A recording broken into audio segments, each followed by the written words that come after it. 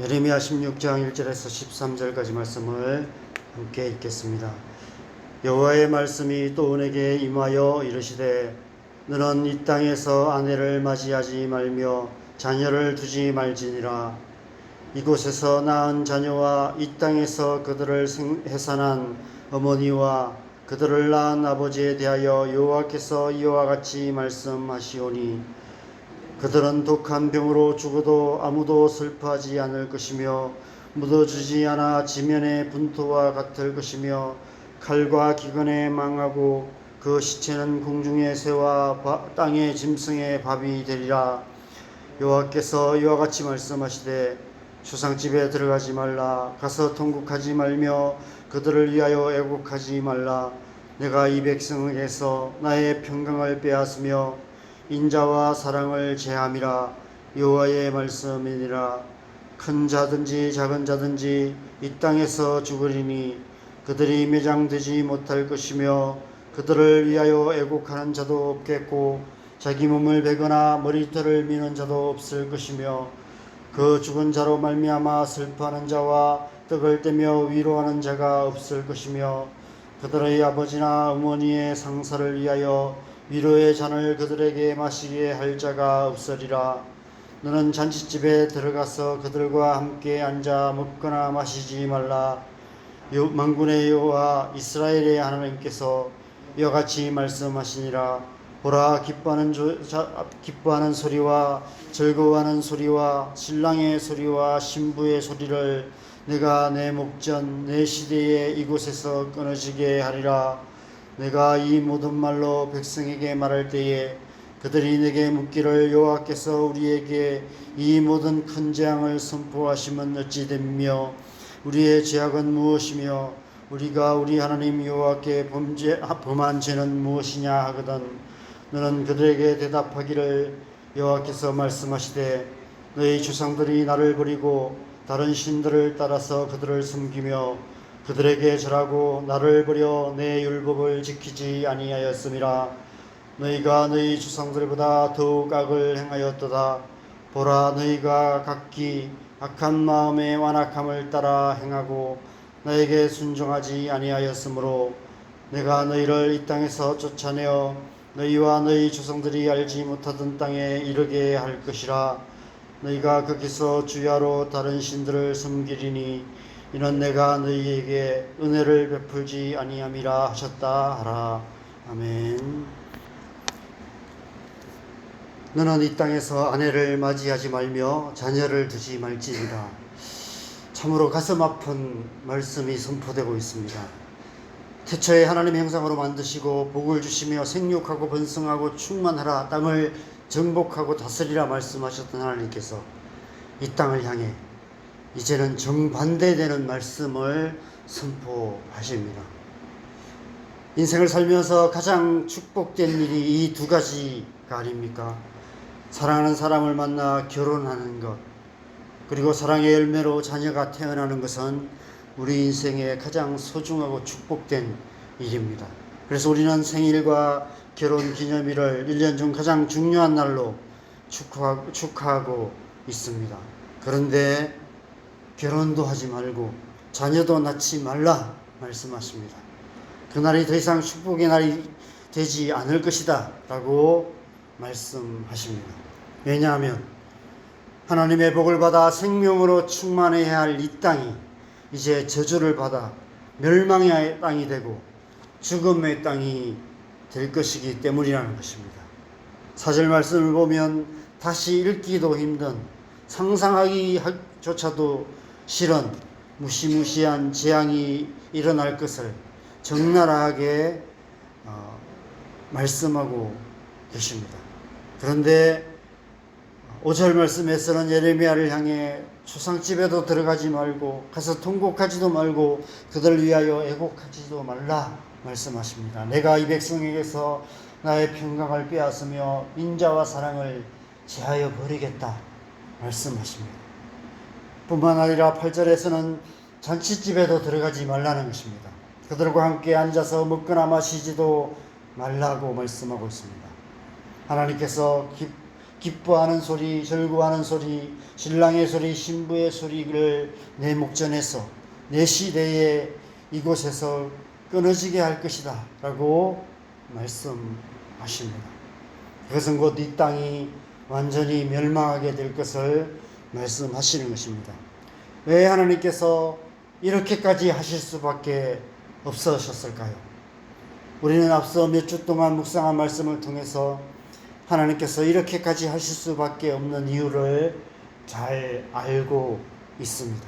그런데 정작 이스라엘 백성들은 아직도 그 이유가 무엇인지를 모르고 있다는 것입니다. 10절에 보면 네가 이 모든 말로 백성들에게 말할 때에 그들이 내게 묻기를 여호와께서 우리에게 이 모든 재앙을 선포하시면 어찌 됨이며 우리의 죄악은 무엇이며 우리가 우리 하나님 여호와께 범한 죄는 무엇이냐라고 묻고 있는 것을 보게 됩니다.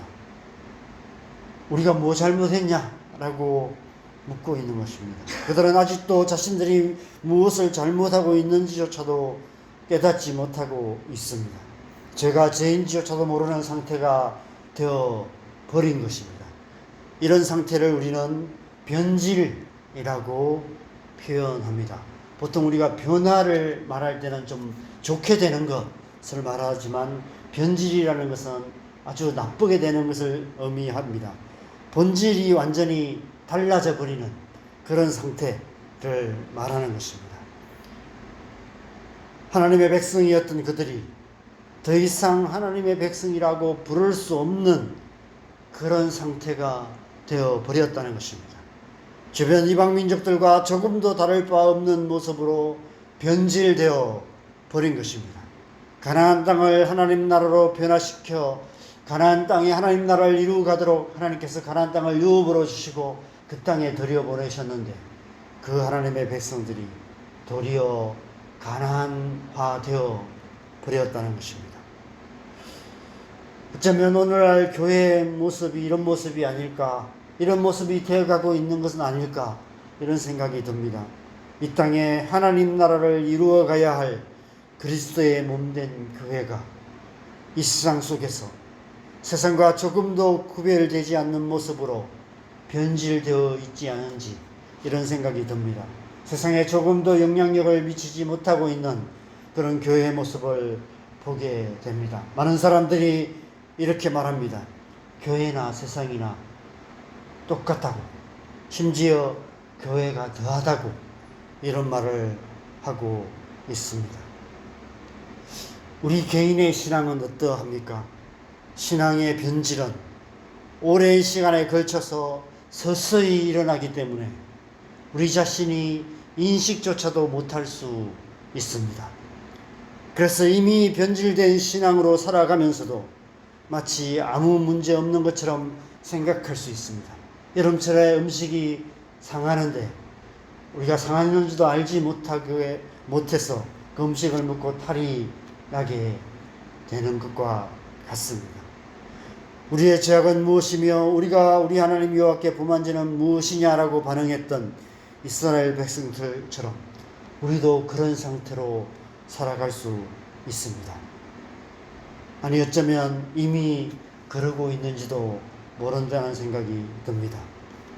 11절에서 13절에서 하나님께서 말씀하시는 어떻게 대답하고 계시는지를 깊이 묵상해 보아야 할 때가 아닐까 생각됩니다. 11절에 이렇게 말씀하십니다.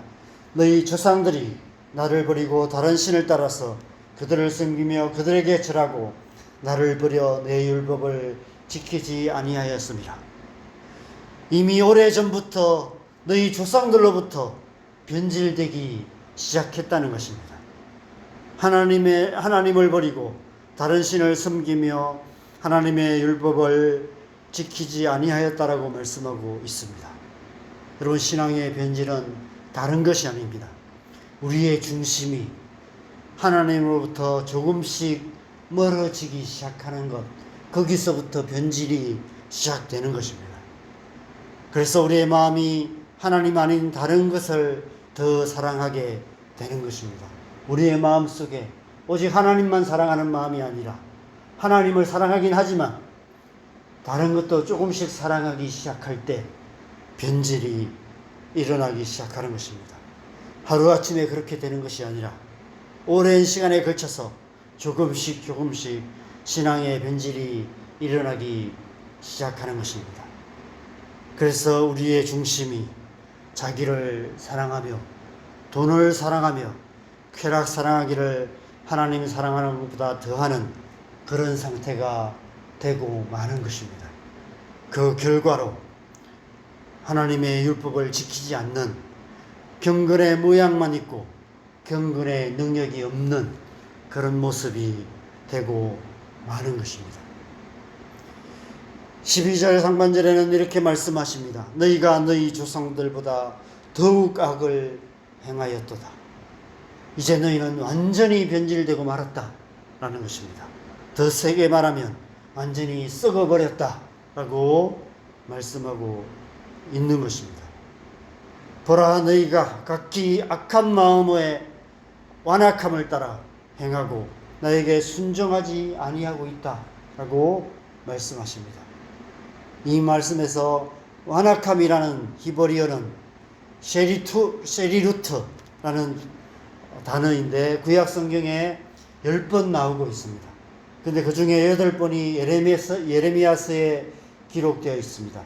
이 단어의 의미가 어떤 의미인지를 가장 잘 표현한 말씀은 시편 81편 9절에서 12절 말씀입니다. 제가 시편 81편 9절에서 12절 말씀을 제가 함께 한번 읽어드리겠습니다. 너희 중에 다른 신을 두지 말며 이방 신에게 절하지 말지어다. 나는 너를 애굽 땅에서 인도하여 낸 여호와 내 하나님이니 내 입을 크게 열라 내가 채우리라 하였으나 내 백성이 내 소리를 듣지 아니하며 이스라엘이 나를 원하지 아니하였도다. 그러므로 내가 그의 마음을 완악한 대로 내버려 두어 그의 임의대로 행하게 하였도다. 마음이 완악해지면 하나님의 말씀을 듣지 않습니다. 하나님을 원하지도 않습니다. 하나님의 말씀을 따라 살기보다 하나님의 말씀에 순종하기보다 임의대로 행한다. 자기 마음대로 살아간다라고 말씀하고 있습니다. 마음이 완전히 변질되어서 하나님 백성다운 모습을 조금도 찾아볼 수 없게 된다는 것입니다. 지금 예루살렘과 유다 백성들의 마음이 그렇게 되었다는 것입니다. 완전히 변질되어서 완악한 마음이 되었다는 것입니다. 그렇게 되면 더 이상 변화될 수 없다는 것입니다. 조금 더 나아질 가능성이 없다는 것입니다. 그들이 하나님께 순종할 수 없는 것은 당연한 결과입니다. 그래서 너희가 이 땅에서 멸망하게 되며 이 땅에서 쫓겨날 수밖에 없게 된 것이다라고 말씀하시는 것입니다. 그런데 마지막 13절 하반절에 보면 이렇게 말씀하십니다. 이는 내가 너희에게 은혜를 베풀지 아니함이라 하셨다. 여러분, 하나님의 백성은 하나님의 은혜로 사는 백성들입니다. 하나님의 은혜가 없이는 물고기가 물을 떠나서는 조금도 살 수 없듯이 하나님의 백성은 하나님의 은혜가 없이는 이 땅에서 하나님의 백성답게 살 수 없습니다. 하나님께서 지금 더 이상 너희에게 은혜를 베풀지 아니하실 것이다 라고 말씀하십니다. 그러면 자연스럽게 멸망할 수밖에 없는 것입니다. 목자가 양떼를 지켜주지 않으면 이리떼에게 잡혀먹는 것은 시간 문제이고 하나님께서 하늘에 비를 내려주지 않으시면 이 땅의 모든 생명체가 죽는 것은 시간 문제입니다. 하나님께서 더 이상 하나님의 백성들에게 은혜를 베풀지 아니하시면 그들의 멸망은 시간 문제인 것입니다. 여러분, 그래서 우리는 늘 하나님의 은혜를 사모해야 합니다. 하나님의 은혜로 살아가기에 힘써야 합니다. 하나님과는 다른 것을 마음에 두지 않고 우리의 힘과 우리의 노력을 의지하지 아니하고 사람들을 기대하지 않고 그 무엇도 의지하지 않고 온전히 하나님의 은혜만을 사모하며 하나님의 은혜로 살아가야 합니다. 날마다 성령의 충만함을 받아야 하며 교회가 항상 성령의 은혜로 가득하게 되어야 합니다. 그런데 우리는 너무 쉽게 하나님의 은혜가 아닌 나의 신앙의 경험, 나의 노력, 나의 지혜를 의지하며 살아가고 있는 것 같습니다. 교회가 너무 쉽게 하나님의 은혜, 성령의 은혜가 아니라 교회의 프로그램이나 우리가 해왔던 오랫동안 해왔던 어떤 좋은 방식들, 세상적인 방식들, 인간적인 방식들을 의지하여서 움직여가고 있는 것을 보게 됩니다. 오직 하나님의 은혜가 충만할 때만이 그리스도인이 그리스도인다울 수 있고 교회는 교회다울 수 있습니다. 하나님의 은혜가 없는 교회는 변질된 교회입니다. 성령의 은혜를 의지하지 않는 신앙은 변질된 신앙입니다. 이 사실을 우리가 마음에 새기고 늘 하나님의 은혜를 사모하며 살아가시기를 바랍니다. 늘 성령의 은혜로 살아가는 신앙을, 살아있는 신앙을 지켜가며 늘 성령의 은혜가 충만한 그런 교회가 되도록 우리가 날마다 주님 앞에 은혜를 구하며 기도해야 될 때가 아닐까 생각합니다. 그래서 우리의 삶 속에 늘 성령의 은혜가 충만하여서 그리스도인다운 그리스도인으로 살아가고 이 땅의 교회가 교회다운 교회 되어서 세상을 변화시키는 하나님 나라를 이루어가는 사명을 감당하는 저와 여러분 되고 우리 교회 되기를 주님의 이름으로 간절히 축원합니다. 함께 기도하겠습니다. 이 새벽에도 우리가 하나님의 은혜를 구하십시다.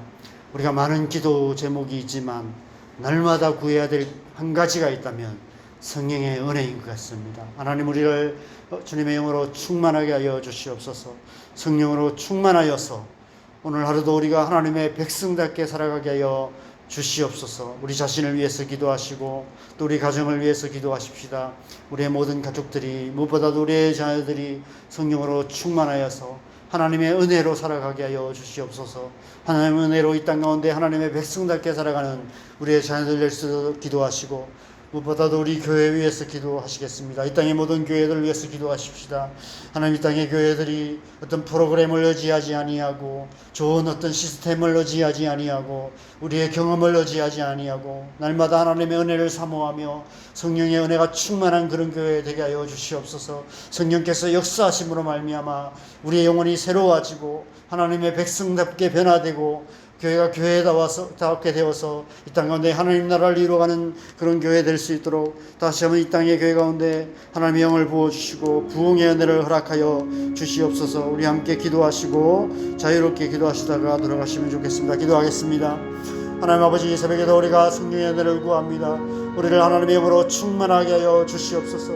성령으로 충만하여서 오늘 하루 우리의 삶 속에서 하나님의 백성답게 살아가게 하시고